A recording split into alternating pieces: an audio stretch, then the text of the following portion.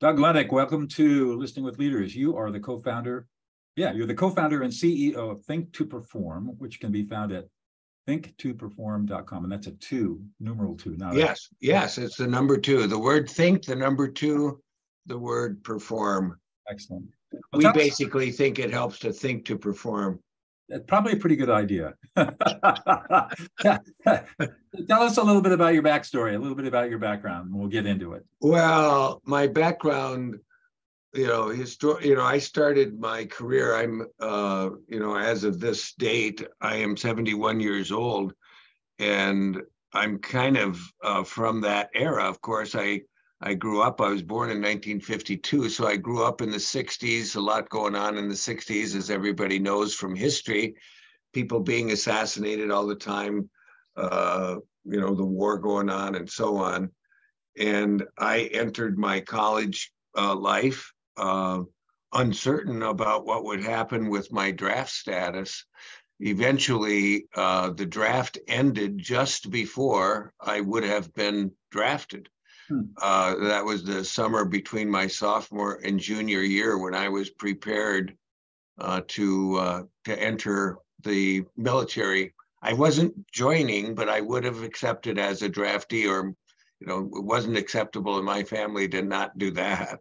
So I would have participated. I remember those days. I'm 2 years older than you are. Born in okay. All right. Well, good. I remember those days well. Yeah.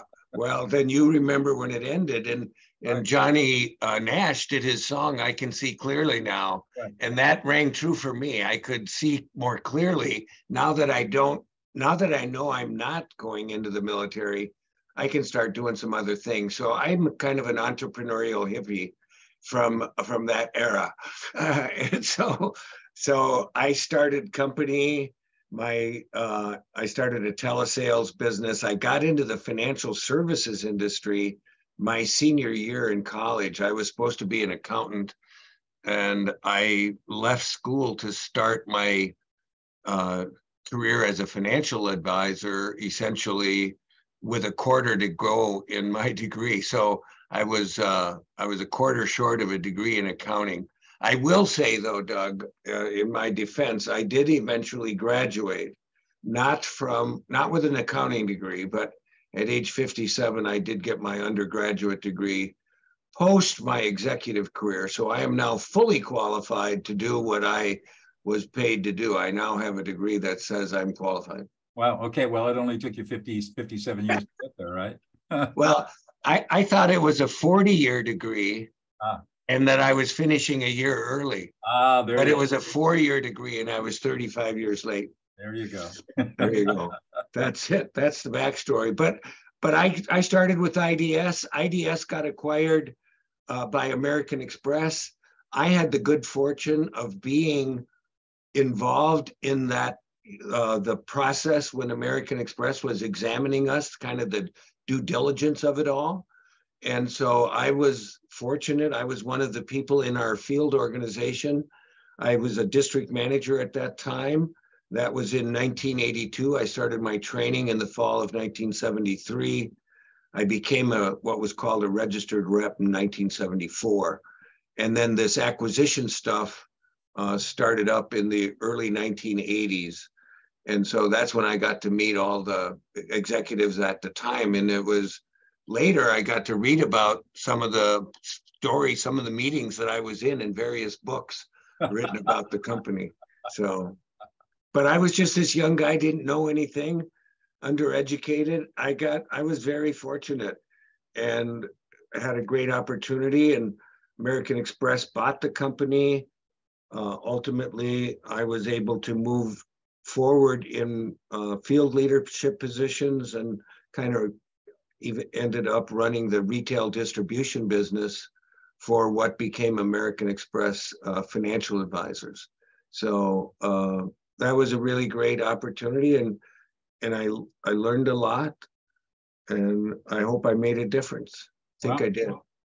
And you've got Think to Perform now, which is a high-level executive coaching firm, if I understand it correctly.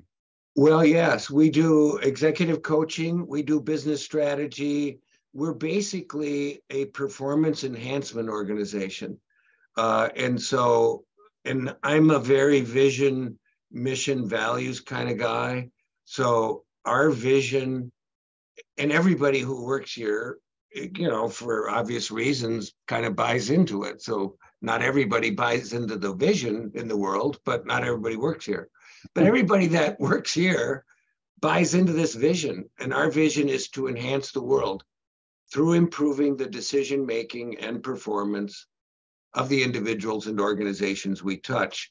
Our mission is to make a positive difference every day, and our values are people, integrity, growth, excellence. And what I try to do, Doug, is really tie everything back to that. And so executive coaching and consulting, keynote speaking, we do a variety of kinds of things. And in order to focus on the human behavior, we've had to understand it. So we really look at the science of it, the neuroscience, which is the brain, and then the psychology of it all, which is the mind, which for some people can get confusing right away. We're talking mind and brain. Aren't they the same thing? Answer, no. So it's kind of fun. And then we mush that together with real live experience. Like, we really did this, so, and as you know, us old adults and young adults too, but adults learn experientially. Most of our learning comes from what we do, 70% from learning experientially. 10% we get out of the classroom and books, and then 20%, comes from mentoring. And if we get a great mentor, it's the great multiplier, because the mentor helps us understand how to use the 70%. What should I experience? Because I'll learn either way, but wouldn't hurt to be pointed in a good direction. Exactly. So what does it get you excited in the morning? Get you out of bed and get you into the office? What gets me going? Yeah, what makes you excited? I genuinely really love making a difference.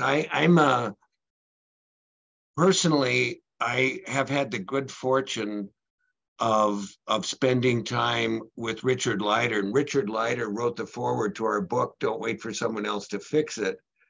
And he's also the best-selling author of The Power of Purpose.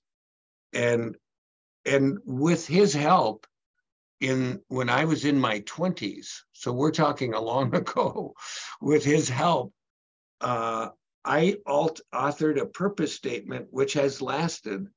My purpose, the reason I'm here, is to help myself and others achieve our highest and greatest potential. I like that. That's my life.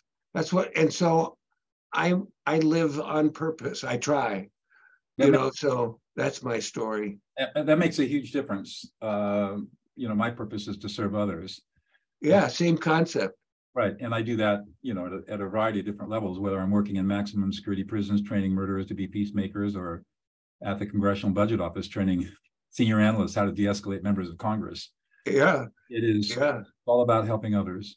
So, that's amazing. I remember doing some work at the Federal Reserve Bank in New York and talking to them about why otherwise smart people do dumb things with their money. Yeah. So I'm sure you and I have some very fun stories. That could be a whole nother show. We could trade stories. The Doug and Doug Story Show. There you go. So what do you, as you sit here at 70, you're 71 years old now, right? 71. Yeah, 71. What is it that you think is unique about you that you bring to the table that people really look at and value? I don't know if it's, the thing that I think I didn't realize was unique about me early in life, unlike so many people, I very early in life decided what to think about, and I decided what to think.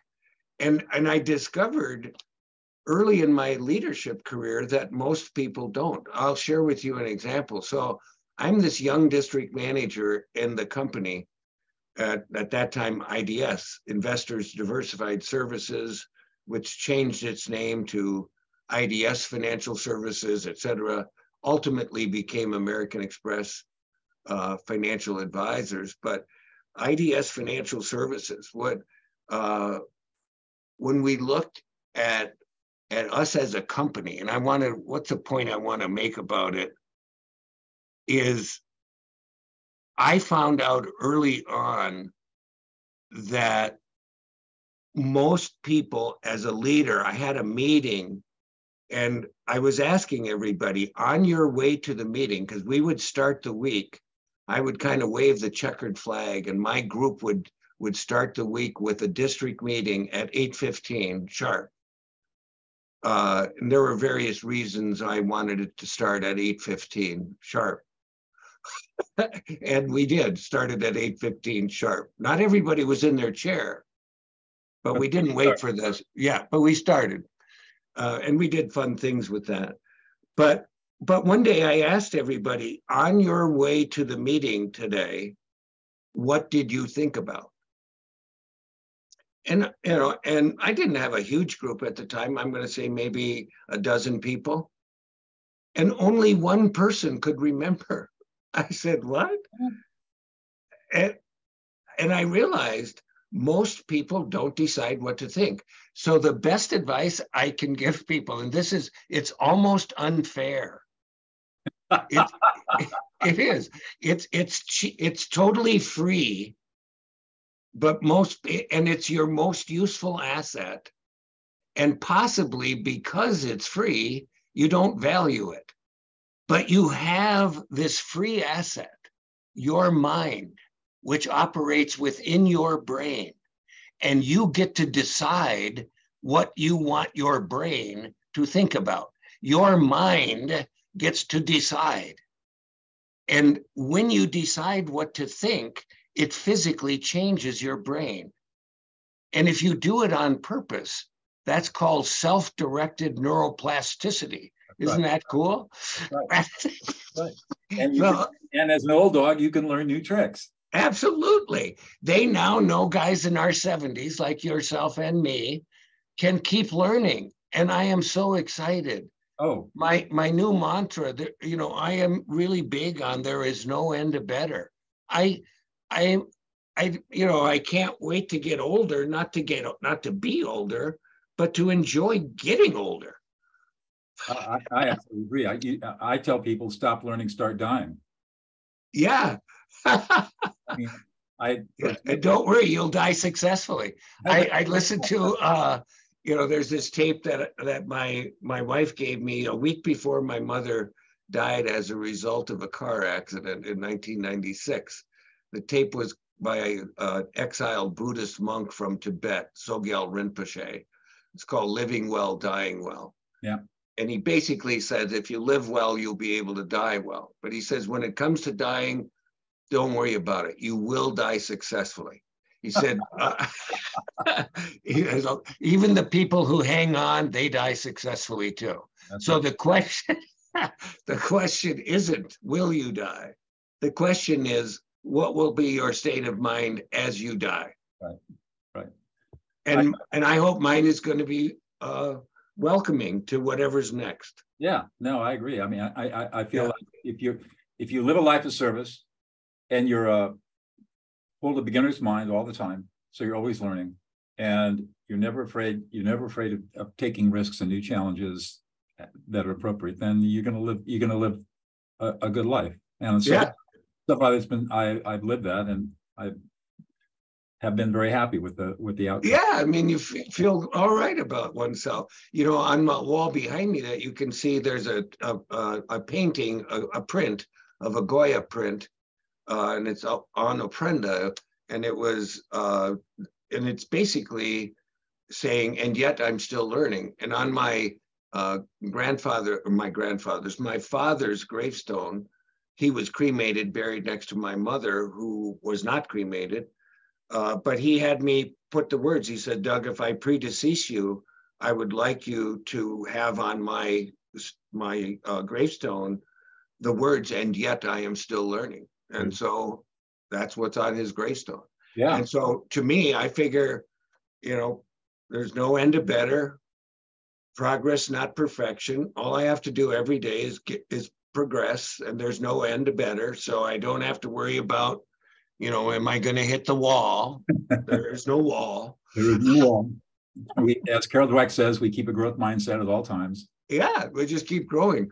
Right. So that's why I was so excited to hear that you wanted me to be on your show. So thank you. Oh, you're welcome. It's always nice to interview somebody who's like-minded. That's a confirmation bias. I personally prefer people who agree with me. So I'm not saying I agree with you, but I'm just saying. No, but are like-minded. Yeah. I like that. That's a good way. Good clarification. Big difference. I mean, yes, I do agree. There is. I probably do agree with you on a lot of things, but right. But no, exactly right. But we are like-minded. And I was. We were looking at some. I enjoy the Socrates, Plato, Aristotle chain, and Socrates. And I won't get this exactly right, but he basically says, you will basically know you know something when you finally know that you don't know anything. And I like that, Absolutely correct. Yeah. So the more I know I don't know. That's right. And that is the basis of knowing, is knowing that you don't know. Which is a humongous amount. There's a whole world of more that I don't know than I do. Oh, my goodness. My goodness, so true. So this show is called Listening with Leaders for a reason, and that is, my background is a former trial lawyer and now a peacemaker. To me, listening is a foundational skill, and I've learned that listening is a foundational skill of leadership. And I like talking to leaders like yourself and people who work with leaders, and to get your take on listening and how you see it and how important is it. What do you think? Critical. I mean, I think, and again, goes back to when we wrote the book, Don't Wait for Someone Else to Fix It. The subtitle is 8 Essentials to Enhance Your Leadership Impact at Work, at Home, and anywhere else that leads you. And one of the essentials is the linkage. I used to, in my previous work, I had these broken apart, empathy and compassion. So I look at empathy as an emotional competence, and I look at compassion as a moral principle. And I differentiate between the two, but I do believe one needs to be empathetic to be compassionate, but not all people who are empathetic are compassionate. So compassion is actively caring. Empathy is I understand, and that requires listening. So I seek to understand. So I had the good fortune of learning from Stephen R. Covey, and Stephen M. R. Covey, his son, endorsed our book, but Stephen R. Covey and I had a good relationship. And I really, really believe this notion of you seek to understand. And when you understand, you achieve empathy. Understanding is, I understand how you feel. I understand, and then someone might say, and I really hope, Doug, that someone does something about your plight, but I really feel for you. Right. That's empathy without compassion. So let me go a little more nuanced on that, because I study neuroscience too. I have determined that there are two types of listening: type 1 listening and type 2 listening. Type 1 listening is what you're talking about. We seek to understand, we seek to gain information. And so we do that by asking questions. Occasionally we'll paraphrase to make sure that we understand what somebody else is saying. That's type 1 listening, and that's what most people think is listening. Yes. The empathy you're talking about, if you're really going to a deep level, is what I call type 2 listening. And in type 2 listening, the frame of reference is on the speaker, what the speaker's words, intended meaning, and emotions are. And when we are engaged in type 2 listening, we are there to pick up on words, meaning, and emotions and reflect those back to the speaker for the purpose of validating the speaker and making the speaker feel deeply heard and listened to. I call that listening other people into existence. I love that. And in my experience, when you engage in type 2 listening, the emotional component is called affect labeling. And it's been I love that. Great brain science coming out of math lab at UCLA that shows that what happens in the brain when you label emotions for somebody else. Yeah. But when you do this, what my students and clients discover is that compassion comes automatically. Yes. Well, once you start recognizing and validating somebody else's emotion, you automatically, and by the way, you're right, that kind of empathy, it's called cognitive empathy, is the cornerstone of all emotional intelligence and emotional competency. Yeah. And once you do that, you feel the compassion comes automatically. Automatically. Well, and see that, when Covey and I would talk, because the alignment model that Chuck and I talk about in our book is to align the real with the ideal and achieve goals. It parallels the first three habits. And what Covey and totally and I talked about, and you sound like something would make sense, is if you practice the first three habits, the next three just fall over. Right. Similar to what you're describing, right. Because compassion is in the second three habits. That's the public victory. The private victory is me dealing with me. Right. And if I get that, I can't not. That's right.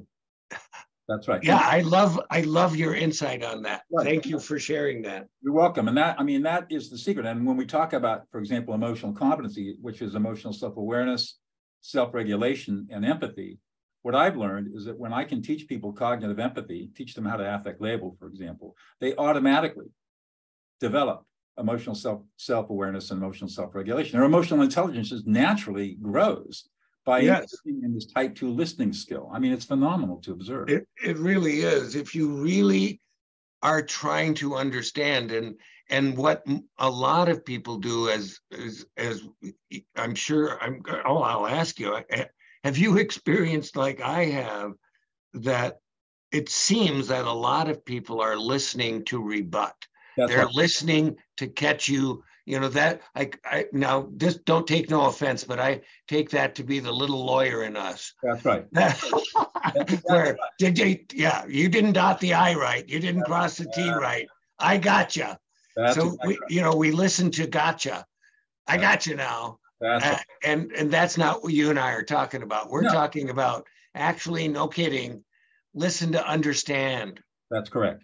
To understand and not only understand from our perspective, but to show from the speaker's perspective. Well, that's exactly the key. You understand what the speaker is saying and feeling, and that's the key. Now, are you familiar with Helen Reese's work on empathy? Helen Reese. Helen Reese. No, I'm not. Helen with an H and Riess. Okay. She has a great TED Talk called Empathy. And she has a book that she wrote on empathy. She's at Harvard University, but she took the word empathy, and just like you can teach old lawyers and old guys like me, a non-lawyer, new tricks, you can teach old doctors new tricks, because the data say that there's an inverse relationship between medical experience and empathy. That's right. And furthermore, there's an inverse relationship between empathy and malpractice lawsuits. Exactly correct. And so non-empathetic people get sued. That's also true in business, by the way. So all of you executives that aren't empathetic, wait for your lawsuit. Because empathetic people don't get sued very often. That's right. But in leadership, I think it's even more important. I'm sure you're aware of the Google study that came out 2 years ago about the importance of psychological safety for high-performing teams. Yes. So Vanessa Druscott does great work on that. Amazing. And so the question then is, how do you create psychological safety? And the way you create it is through empathy. Yes. If you don't have empathy, you cannot create psychological or emotional safety. You're not going to have a high-performing team. Doug, you'll appreciate this. We have this meeting that we do in our company with those that are interested. We call it Dialoguing with Doug. Who would have thought of that? and one of the sessions, we were talking about psychological safety and the importance of that in a growth-oriented organization, so people can feel safe. And one of the people in the meeting says, I don't even know what that means. And then somebody else says, that's what it means. He says, what do you mean? He says, you're safe enough to say that. I like that. That's right. That's what it means. Yeah. Because if you weren't psychologically safe, you would never say, what the hell are we talking about? Right. You would sit there and bluff your way through the meeting, right, which a lot of people do. That's right. They don't have psychological safety. I love this conversation. We don't have enough time. This should be a 2-hour show. Well, well, we are kind of running out of time. We probably didn't get to anything you had in mind. I'm sorry. Oh, no, this is great. This is the way these conversations always go. Oh, good.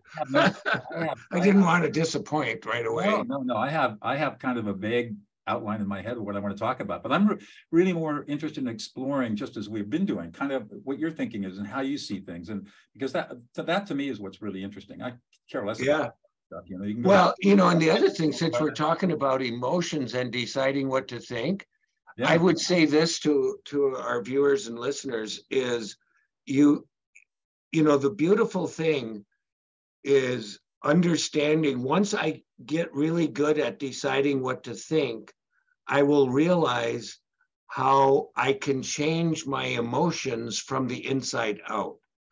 Because as Joe Ledoux did in his work at New York University, when we're stimulated from the outside in, we're stimulated emotionally first. That's right. But if you get good at deciding what to think, if you get good at that, all of a sudden you have much more influence over your emotional state. That's emotional self-regulation. And I was going to say it was Ledoux and Damasio and all these guys really influenced my thinking. Today, when I teach, the first mindset shift I tell people is we are 98% emotional and only 2% rational. Get rid of this idea that we're that we're rational beings, because once you start seeing that we're emotional, not rational, that doesn't mean that we can't engage in critical thinking. It doesn't mean that we can't engage in problem solving. It just means that at the root, at the synapse, the decision is being made. Is this pleasure or is this pain? And that's emotional. And every decision is an emotional decision at some level. And once you recognize that, then you begin to see the power of emotions. And then you begin to understand, for example, in high conflict situations or where there's strong emotions or fights and arguments, can't solve that with logic and reasoning. No. Solve it with emotions. I like that. I really like that. And recently I've been thinking, because I'll add that to my thinking. Yeah, steal it. I like how you said it, because I also believe that at some level, every decision is a values-based decision. Absolutely. So the question is, if I've taken the time to reflect on my values, the ones that I really, really care about, if I've been thoughtful about that, those are my what I consider my ideal self, aiming to be my ideal self, which is the first essential. That helps me understand what I'd ideally like to be. But if I know my real self, the second essential, and I pay attention to myself, I might find in the moment that emotional being is valuing something that this long-term guy would rather not. So at that moment, can I recognize well enough what the heck is going on so that I can reflect and reframe my thinking so that I can respond in a way consistent with my deeply held values? Yeah. And that's the victory. That's right. And the way I have found to develop that is, again, cognitive empathy, listening to and reflecting other people's emotions. Oh, I love that. As you do that, you become emotionally self-aware of your own emotions.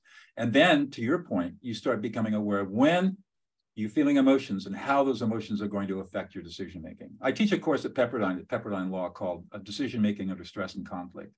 And cognitive empathy. I emphasize this to my students, that understanding emotions and decision-making is the most critical skill you can learn, because there's no such thing as an abstract decision. I mean, even, I think that even though Socrates and Plato and Aristotle were great thinkers, I think they got it wrong when they said that Aristotle said what separates us from other species is our capacity to reason. I don't think that's right. Damasio, I think, is more correct. He said, Yeah, right. What separates us from other species are our emotions. Right. And so and unfortunately, we live in a culture that makes emotion bad and evil and weak and suspect. And well, and in my point of view, is human beings, part of the human factor is humans are born, we are emotional beings and we are moral beings. that's So, right.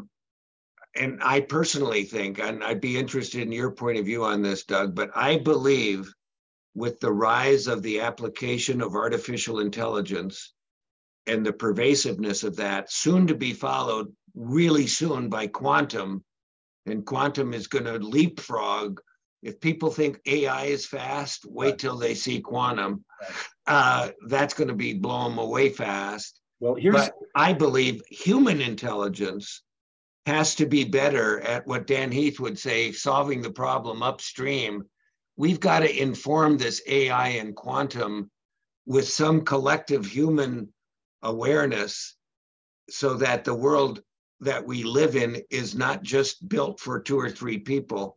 It's actually considers there's 8 billion, maybe there'll be 10, maybe there'll be 20. What are we going to do?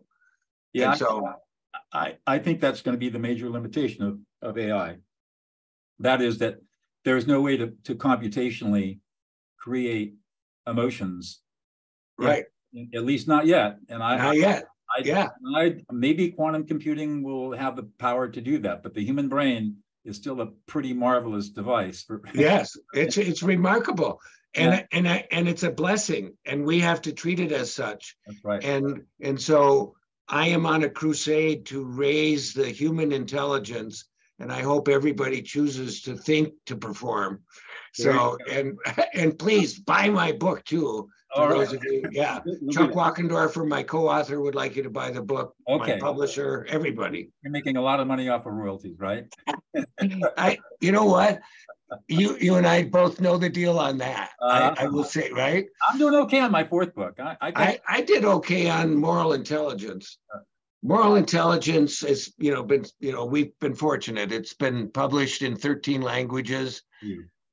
It was pirated by the Chinese the first time, which I thought they missed the point. You don't steal a book called Moral Intelligence. Right. But one more question, and I'll let you go. What's one thing about yourself, Doug, that we would never know unless you revealed it to us? You would never know that I both learned a lot and had a lot of trauma associated with going to 8 schools in 12 years.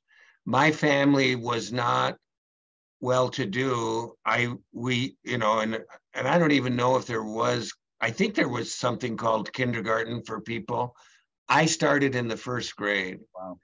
And my family moved 8 times. I went to 8 different schools in those next 12 years. And every time I moved was both traumatic and confidence building, because every time I wondered, will I be academically competitive? Will I be athletically competitive? Will anybody like me? And what I found out is wherever I went, I was okay. But in the process, I became a bedwetter. I did all kinds of other things that were less good. So my thing is, people should know this about me. My glass, just like your glass, is half empty and half full. Every day, all day. Thank you so much for your time, Doug. Been a great conversation. Thank you.